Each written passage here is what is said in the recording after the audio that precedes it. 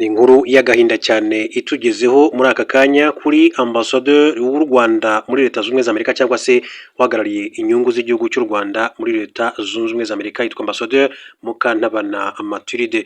Akaba rero ari byinshi bikomeje kugenda bivuga ariko mbere gato yo ngaruka kuri iyo nkuru reka mbaze mbaye inshamake y'andi makuru y'ingenzi agezweho muri aka kanya kugira ngo tubone kugaruka ku nkuru ibibaje kuri ambasaderi w'u Rwanda cyangwa se uhagarariye inyungu z'u Rwanda muri Leta Zunze Ubumwe za Amerika ambasaderi Mukantabana Mathilde. Reka mbabwire ko umuryango wa Edgar Lungu cyangwa se umuryango wa Perezida Lungu watewe utwatsi ibyuko yarozwe. Abanyamategeko b'umuryango wa Edgar Lungu wabaye perezida wa Zambia batewe utwatsi bivugwa ko urupfu rwe rwakomotse ku burozi. Edgar Lungu yapfiriye muri Afurika y'Epfo muri Kamena 2025 ariko magingo aya ntabwo yari yashyingurwa. Polisi ya Afurika y'Epfo yavuze ko nayo igikeneye umurambo we ngo ikore iperereza. BBC yanditse ko umuryango wa Edgar Lungu uri gukora n'inzego z'umutekano mu iperereza ku rupfu rwa Edgar Lungu. Umurambo wa Lungu magingo aya uracyari muri morgue muri Afurika y'Epfo kuko hakiri imanza kuho agomba gushyingurwa. Polisi ya Afurika y'Epfo kandi yavuze ko iki ari ikibazo gikomeye cyane kidashobora kandi kuganirwaho. Neo Mashele uri mu banyamategeko b'umuryango wa Edgar Lungu yavuze ko ibyavuzwe ko yarozwe nta kuri kurimo. Umuryango wa Edgar Lungu we wifuza ko ashyingurwa muri Afurika y'Epfo kuko atifuzaga ko Perezida Hichilema atitabira imihango yo kumushyingura. Muri makuru mu buryo bw'inshamake yagezweho mu gihugu cya Uganda, inkuru iravuga yuko Minisitiri w'Umutekano yibukije abapasiteri basaba kurindwa n'abapolisi kwiringira uburinzi bw'Imana bakorera. Minisitiri w'Umutekano w'imbere mu gihugu muri Uganda yitwa Kahinda Otafaya yasabye abapasiteri bakomeye cyane muri iki gihugu basigaye kandi barindwa n'abapolisi kubireka bakajya kurindwa n'Imana. Ibi Otafaya yabigarutseho mu minsi ishize mu kiganiro yagejeje kuri komisiyo ishinzwe ibijyanye n'umutekano muri Nshinga amategeko ya Uganda. Ibiganiro byari bigamije kandi kurebera hamwe ingengo y'imari 2023-2027 izakoreshwa mu bijyanye n'umutekano w'imbere mu gihugu muri Uganda. Ni nyuma yuko bigaragaye ko ikiguzi gisigaye kandi kigenda gihenda muri urwego kiri hejuru cyane. Kahinda Otafaya yagaragaje ko muri Uganda amaze iminsi hari ikibazo cy'abapasiteri bakomeye kandi basaba uburinzi bwa polisi y'igihugu bikongera amafaranga urwego rukoresha. Ikibazo cy'abapasiteri barindwa n'abapolisi cyagaragajwe bwa mbere na Depite Wilson Kagengwe wagaragaje ko atumva impamvu bikorwa kandi nta mpungenge ziba zihari ku mutekano wabo. Atese koko aba bapasiteri bakwiriye abarinzi kuki pasiteri akeneye umurinzi, hari impungenge ku buzima bwe, niba ari byo yaba atizerwa nande abaziterwa nande. Minisitiri Kahinda Otafaya kandi yasabye abapasiteri kubireka ahubwo bakiringira ko Imana bakorera izabarinda. Ati aba bakozi b'Imana bagomba kandi kurindwa n'Imana, bakorera Imana, izo ni inshingano z'Imana nubwo badusaba kubishyura Imana kandi ubundi niyo kandi kwiriye kubishyura. Reka nje kuri inkuru mbere yuko njya kuri ambasaderi w'u Rwanda muri Leta Zunze Ubumwe za Amerika babwire ko Amerika ndetse na Israel bacanye umuriro ku Bubiligi babushinja kwibasira Abayahudi. Leta Zunze Ubumwe za Amerika na Israel bashyize igitutu ku cyinshi cyane kuri Leta y'Ububiligi biturutse ku iperereza riri gukorwa ku Bayahudi batatu bakurikiranyweho gusiramura abantu mu buryo bunyuranyije amategeko. Itegeko ryo mu Buhinde byo mu Bubiligi Pluton rivuga ko abaganga babifitiye uruhushya ari bo bemerewe kandi gusiramura. Abayahudi bo bashingiye ku muco wabo bafite abavuzi gakondo bakora kandi igikorwa bitwa mohels kandi bizera ko babikora neza. Muri Gicurasi 2025 polisi yo mu Bubiligi yinjiye mu mudugudu wiganjemo Abayahudi mu mujyi wa Antwerp isaka urugo rwa ba mohels batatu bazwiho rero gusiramura mu buryo bwa gakondo. N'ubu iperereza kuri aba Bayahudi rirakomeje. Kwa 16 Gashyantare 2026 ambasaderi wa Amerika mu Bubiligi yitwa Bill White yasabye Leta y'Ububiligi rero guhagarika iperereza iri gukora kuri aba Bayahudi, asobanura ko basiramura neza kuko babitojwe imyaka myinshi. Ati ku Bubiligi mugomba guhagarika ibirego bidafite ishingiro kandi birimo urwango rwibasira amoko murega Abayahudi butatu bazwi cyane mohels muri Antwerp bari gukora ibyo batojwe imyaka ibihumbi. Ambasaderi White yasabye Minisitiri w'Ubuzima mu Bubiligi Frank Van Broek ko yashyiraho iteka ryemerera ba mohels gusiramura abantu kuko ngo niko no mu bindi bihugu byateye imbere bigenda.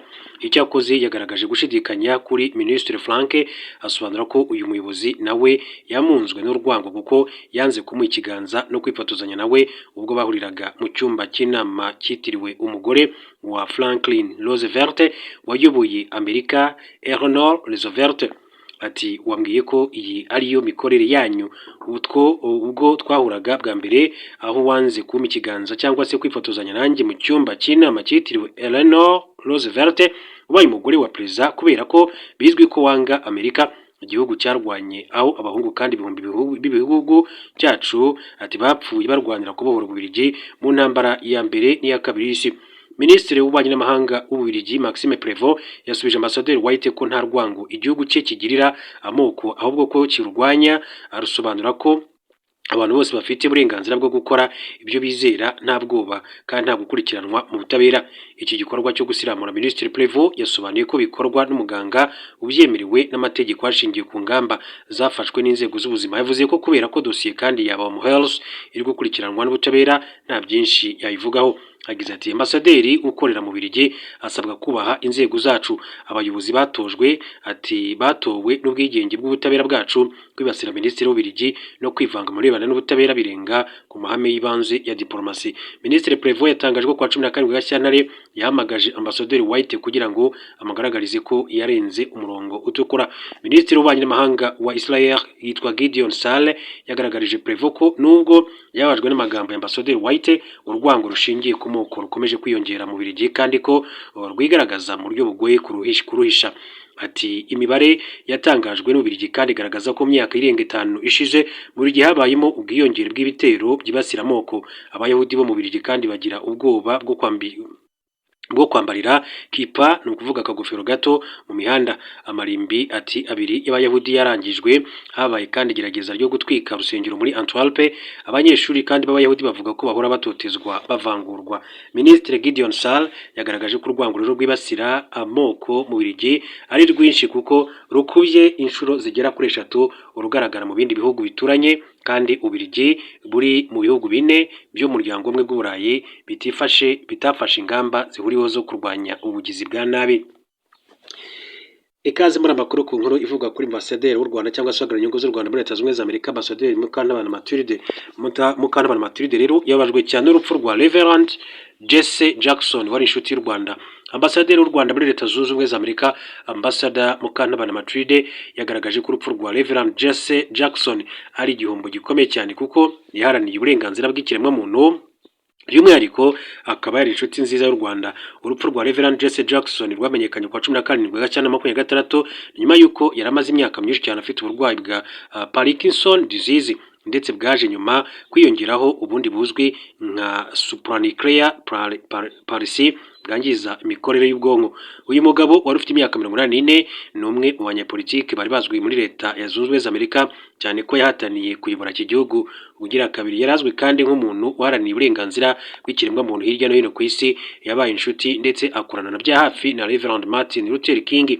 Umwe mu bagaragaje ko babajwe n'urupfu rwa Jesse Jackson na Ambasaderi Mukantabana abinyujije ku rubuga nkoranyambaga rwa X yavuze ko n'agahinda gakomeye mu gihe turi mu kiriyo cy'urupfu rwa Reverend Jesse Jackson, umuyobozi waharaniye uburenganzira bwa muntu, aho ukwemera kwe n'umurava we byazanye impinduka mu buzima bwa benshi. Yakomeje avuga ko yari inshuti nziza y'u Rwanda, umwemeramana ndetse n'indashyikirwa mu guharanira ahazaza Afurika harangwa n'agaciro, akaba kandi n'ijwi rikomeye cyane rya diaspora y'Abanyafurika muri rusange. Abanyarwanda bazahora kandi bibuka umusanzu we mu gufatanya natwe mu gutangiza bwa mbere mu Rwanda Day muri 2011 Chicago. Ubwo yari mu Rwanda muri 2016 Reverend Jesse Jackson yavuze ko u Rwanda rwabashije kwivana muri Jenoside yakorewe Abatutsi mu mwaka w'1994 rukigaragaza nk'igihugu gifite ubukungu bwihuta, byose bishingira ku mutekano igihugu gifite. Yavuze kandi ko u Rwanda rufite amahirwe yo kugira umuyobozi ushoboye n'isi yose yubaha. Yagize ati iyo Perezida Kagame ageze hano ati muvuza impundu, yakwinjira mu byumba by'inama ati by'umuryango umwe bwa Afurika African Union abantu bakamuhanga amaso, yagera muri Loni abantu bose bakabangura amatwi bashaka kumva icyo avuga. Naho muri Amerika ni umuntu wubashywe cyane ndetse n'isi yose.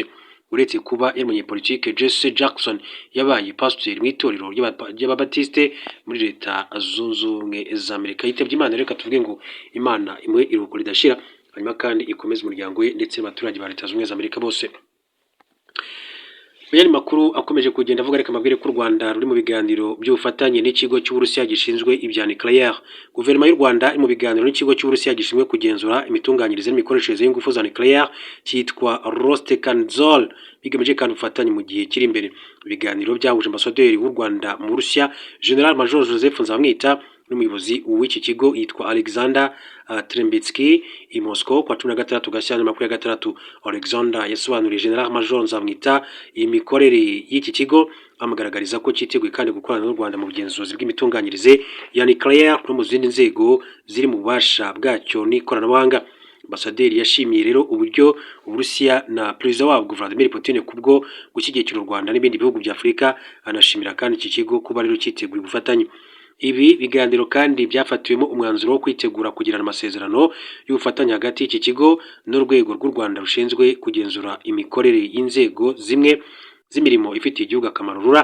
Guverinoma y'u Rwanda kandi igaragaza ko igihugu kandi gikeneye gutunganya ingufu z'amashanyarazi za megawate zirenga 3000 zivuye kuri megawate 447 zihari ubu. Kugira ngo rero ibyo bishoboke, yafashe icyemezo cyo kubaka inganda nto zitunganya ingufu za nucleaire. Inganda nto zitunganya ingufu za nucleaire zizubakwa mu Rwanda kubera ko arizo zifite ubushobozi bwo gutunganya ingufu nyinshi kandi ntizihumanye ikirere cyangwa se ngo zangize ibidukikije ugereranyije n'ingomero z'amashanyarazi zisanzwe. Mu Gushyingo 2025, Minisitiri w'ibikorwa remezo Dr Gasore Jimmy yasobanuriye Sena ko inyigo ya mbere yamaze gukorwa, hemezwa kandi ko hategurwa aho inganda nto zitunganya ingufu za nucleaire zizubakwa. Ubu hakaba kandi hari gukorwa inyigo ya kabiri y'isuzuma ngaruka. Minisitiri Gasore yagize ati intego nuko hagati ya 2030 na 2032 twaba dufite uruganda rwa mbere, tukaba kandi twarahisemo gukora inganda nto za nucleaire. Inganda za kera zari nini cyane, zikora umuriro mwinshi ariko zinateza ibyago byinshi cyane iyo zigize ikibazo. Inganda nshya ni nto zidasaba ubutaka bunini. Murabizi ko rero igihugu cyacu kidafite ubutaka bunini ndetse kandi bidateza ibyago iyo zigize ikibazo. Guverinoma y'u Rwanda ikomeje ibiganiro kandi abafatanyabikorwa batandukanye mu bihugu byateye imbere mu nganda za nucleaire barimo Uburusiya, Leta Zunze Ubumwe za Amerika na bimwe mu bihugu byo ku mugabane w'i Burayi. Muyandi rero makuru akomeza kugenda avuga n'umundi tugarutse gato kuri Reverend Jesse Jackson, babwira ko abanyamerika bashingwe n'urupfu rwa Jesse Jackson waraniye uburenganzira bw'abirabura. Agahinda gakomeje kuba kose ku banyamerika n'abandi ku isi bitewe n'urupfu rw'umunyapolitiki akaba n'umupasiteri mu itorero ry'Ababatiste Reverend Jesse Jackson witabye Imana ku myaka 84 nk'uko abo mu muryango we babitangaje. Reverend Jesse Jackson yitabye Imana kwa 17 Gashyantare 2026. Azwi ibikorwa bitandukanye birimo guharanira uburenganzira bwa muntu, akaba umwe mu bahimbana uburenganzira bungana ku bantu bose. Reverend Jesse Jackson yiyamamarije kuyobora Leta Zunze Ubumwe za Amerika inshuro ebyiri, ni ukuvuga kuva mu mwaka w'1984 n'umwaka w'1988 mu ishyaka ry'Abademokrate. Itangazo umuryango we washyize hanze wavuze ko umubyeyi wacu yafashije abantu benshi, bitari ku muryango wacu gusa ahubwo ku batotezwa, abatagira kivurira ndetse n'abatitaweho. Mu myaka y'1960 Reverend Jesse Jackson yarani uburenganzira bwa muntu mu buryo bukomeye cyane, ari kumwe na Martin Luther King Jr. wabaye kimenya bose mu kurwanya irondaruhu, guharanira ubutabera kuri bose n'ibindi. Umurimo we wibanze cyane kandi ku guteza imbere no kuba ijwi ry'abanyamerika bafite inkomoko muri Afurika. Amenyekana cyane ubwo yiyamamarizaga kuyobora Amerika.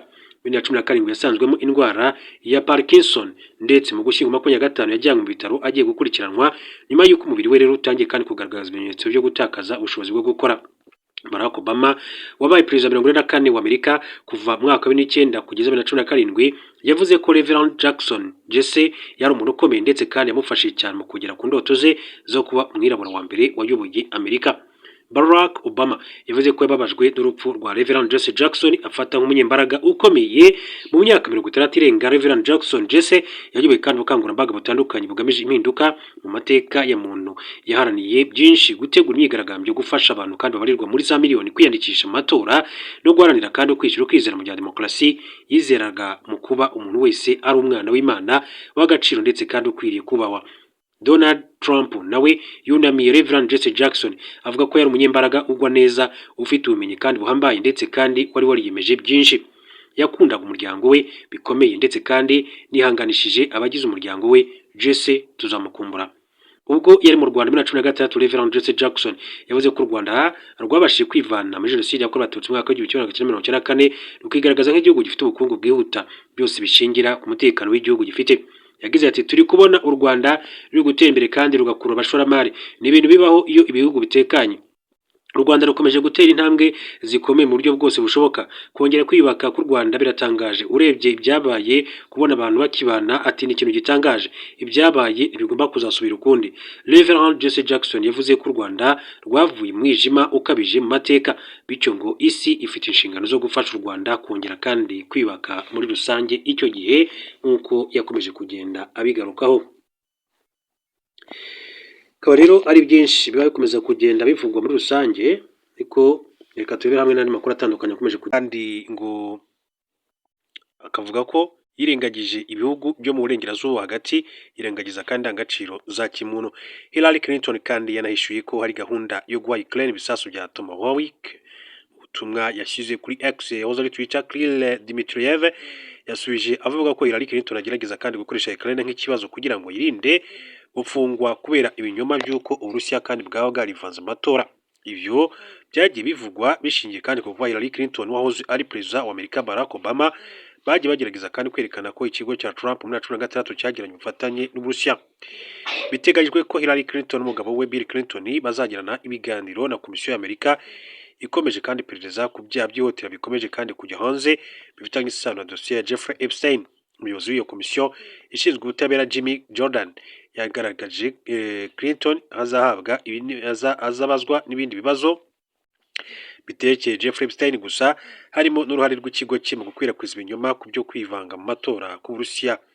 Ni ibibazo byatangiye kandi bishingiye ku nyandiko yiswe Steele dossier yakoreshejwe na FBI mu kubona uruhushya rwo gukurikirana abantu bafitanye isano na Trump, kandi bikavugwa ko ikigo cya Hillary Clinton cyateraga inkunga uwakoze iyo nyandiko. Mu yandi makuru kandi mu buryo bw'inshamake twihuta cyane kugira ngo tugaruke ku nkuru yacu nyirizina, reka duce mu gihugu cya Kenya mabwire ko ingendo z'indege zasubukuwe ku kibuga cy'indege cya Jomo Kenyatta International. Ingendo zasubukuwe ku kibuga mpuzamahanga cy'indege cyitiriwe Jomo Kenyatta giherereye i Nairobi mu gihugu cya Kenya kuri 17 Gashyantare 2026, nyuma y'aho abakora mu rwego rw'igihugu rushinzwe indege za gisivili bahagaritse imyigaragambyo muri iki gihugu cya Kenya. Aba bakozi kandi bahagaritse akazi nyuma y'icyumweru bahaye urwego bakorera integuza ko nirutabakemurira ibibazo birimo by'umushahara muke batazongera kandi gukora serivisi zo kuyobora indege.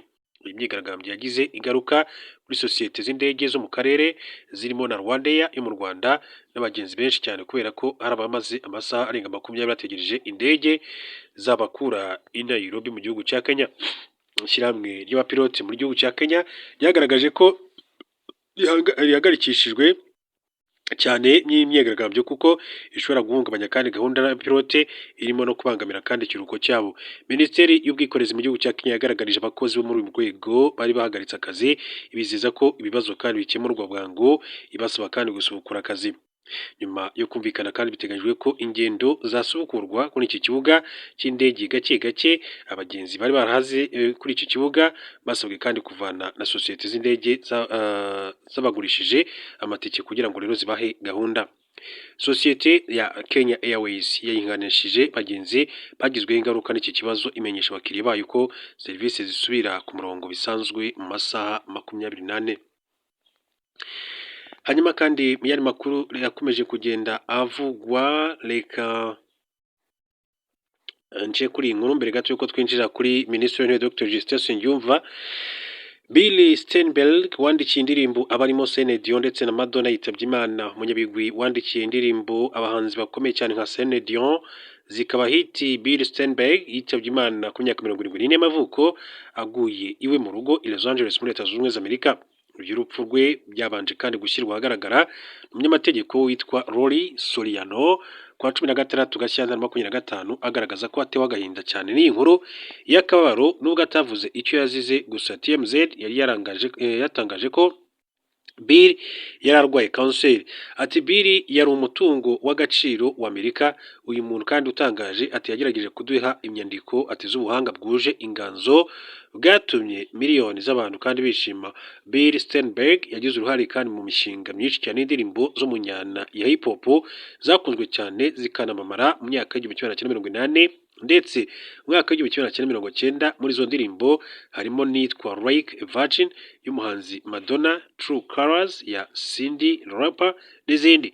Yatangiye kandi ibyo bikorwa byo kwandika indirimbo mu mpera z'umwaka w'igihumbi kimwe magana cyenda mirongo irindwi ubwo yashingaga itsinda rya Bill Termo. Nyuma yo kuzuza umuzingo w'indirimbo zitigeze kandi zisohoka, iri tsinda ryahise ritandukana ashinga irindi ryitwa I-10 ariwe ndetse na Tom Kelly barambanye. Iri tsinda rya babiri ryabaye rero ubukombe ubwo ryandikaga indirimbo y'urukundo Like a Virgin y'icyamamare Madonna. Iyi ndirimbo kandi yaciye agahigo ko kumara ibyumweru bitandatu ku rutonde rwa Billboard Hot 100 rw'indirimbo ijana zari zikunzwe cyane mu mwaka w'igihumbi kimwe magana cyenda mirongo inani na kane n'umwaka w'igihumbi kimwe magana cyenda mirongo inani na gatanu. Aba babiri kandi bagize uruhare rukomeye cyane ku ndirimbo zamenyekanye cyane zirimo nka True Colors ndetse na Alone za Lauper, So Emotional ya Whitney Houston ndetse na Eternal Flame ya Bengals n'izindi.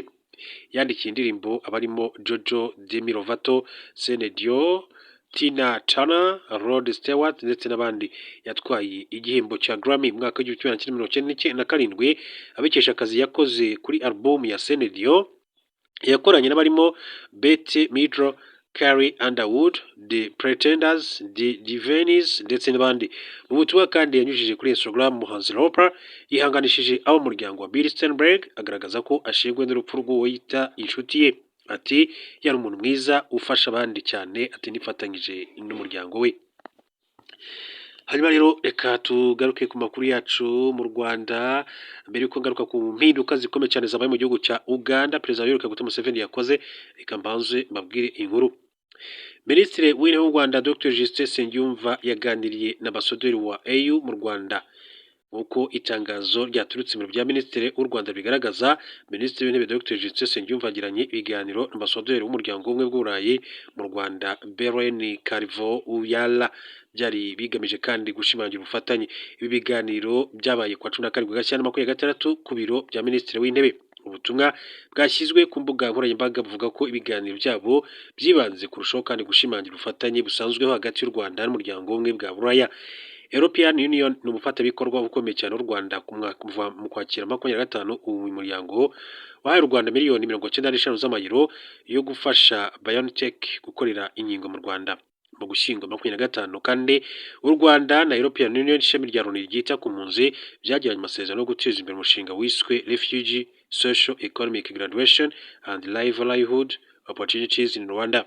Umushinga uzamara imyaka igera kuri 3 ukazafasha kandi imiryango y'impunzi 3200 n'indi 800 b'Abanyarwanda bazakiriye kwigira ndetse no kubona ibyangombwa nyenerwa bakeneye cyangwa se ibyikoreye muri rusange. Hanyuma rero reka duce mu gihugu cya Uganda turebe n'izi mpinduka zakoze